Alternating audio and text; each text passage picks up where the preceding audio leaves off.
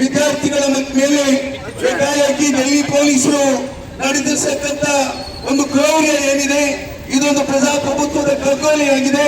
ಇದು ಪ್ರಜಾಪ್ರಭುತ್ವ ವ್ಯವಸ್ಥೆಯಲ್ಲಿ ಜನಸಾಮಾನ್ಯರ ಧ್ವನಿಯನ್ನ ಅಡಗಿಸತಕ್ಕಂಥ ದಿಕ್ಕಿನಲ್ಲಿ ನಡೆಯತಕ್ಕಂಥ ಪ್ರಯತ್ನವಾಗಿದೆ. ಇದನ್ನು ಈ ದಮನಕಾರಿ ನೀತಿಯನ್ನ ಇವತ್ತು ಕಾಂಗ್ರೆಸ್ ಮಾತ್ರವಲ್ಲ, ಈ ದೇಶದ ಜನತೆ ಸಹಿಸಲಿಕ್ಕೆ ಸಾಧ್ಯ ಇಲ್ಲ.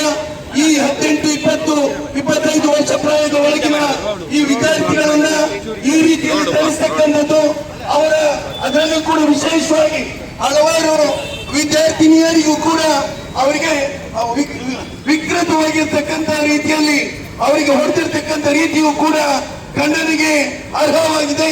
ಇವತ್ತು ಈ ರೀತಿಯ ಒಂದು ದೌರ್ಜನ್ಯ ಯಾವುದೇ ಸರ್ಕಾರ ಇದ್ದಾಗಲೂ ಕೂಡ ನಡೆಯಲಿಲ್ಲ. ಇವತ್ತು ಇಂತಹ ಒಂದು ದೌರ್ಜನ್ಯ ದೇಶದಲ್ಲಿ ನಡೆದು ಹೋಗಿದೆ.